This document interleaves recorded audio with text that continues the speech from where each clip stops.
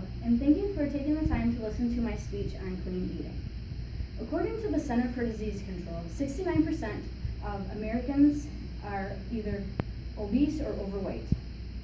Clean eating is a lifestyle change. It's not a diet.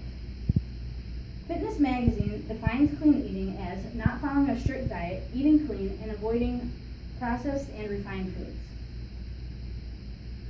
Foods that are clean include organic foods, such as free of synthetic fertilizers, pesticides, or genetic modified organisms. You also want to be sure to check labels. So you determine if a food is clean by seeing if there's more than a couple of ingredients on the label and making sure that you can pronounce them. You also want to avoid ingredients that are processed, refined, including white flour, trans fats, sugar, and preservatives. High-calorie replacements for carbs and white flour breads include vegetables. You can also replace potatoes with mashed cauliflower and sweet potatoes. Trans fats are also a food you want to avoid. Trans fats that are linked to are foods that are linked to heart disease and high cholesterol. Foods that are included would be microwave popcorn, oils, animal fat oils, and processed meats. There are also some sugar alternatives for clean eating, and those would include raw honey and pure maple syrup.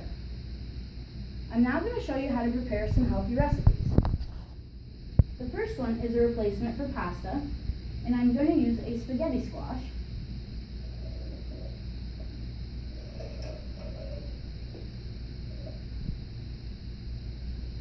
And as you can see here, I've taken a large spaghetti squash and you cut it in half. And then you are going to scoop out the middle. And you can just take a spoon and scoop it out similar to like a pumpkin. You can then, once you get that all clean, add a little bit of salt and pepper and olive oil. And then you're going to flip it over on the pan and cook it at 400 for about 20 to 30 minutes.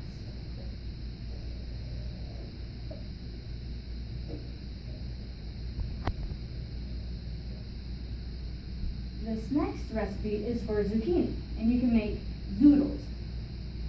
And what you'll do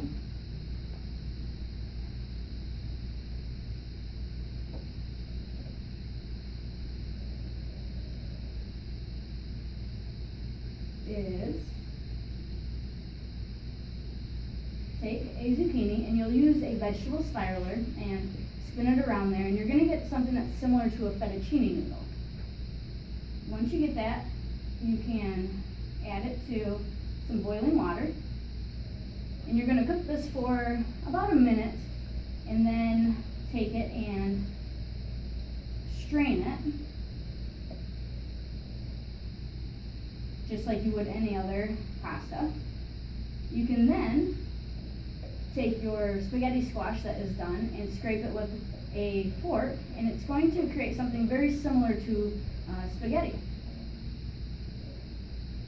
And then as you can see here, you can add your favorite pasta sauce. So I have used in this, I'll show you, some lean meat marinara sauce. And there you have a healthy alternative to pasta. Alright, other high calorie sides that you can replace, mashed potatoes you can replace with cauliflower. And the way you would do that is by boiling it and mashing it similar to potatoes.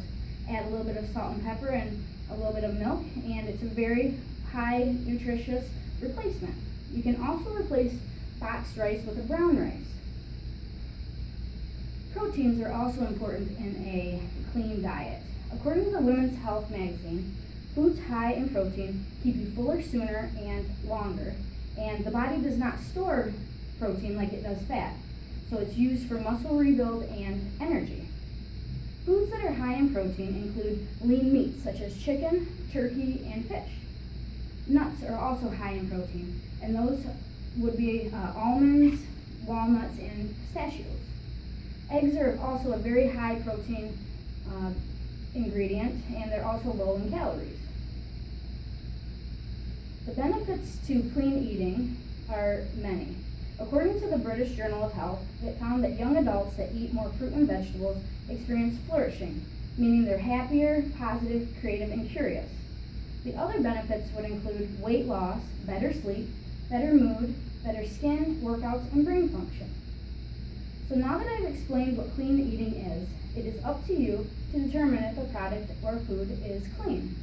And you can do that by reviewing the labels, taking the time when you grocery shop to determine if it is in fact a clean food. And then it's just up to you to decide. Thank you for taking the time to listen to my speech.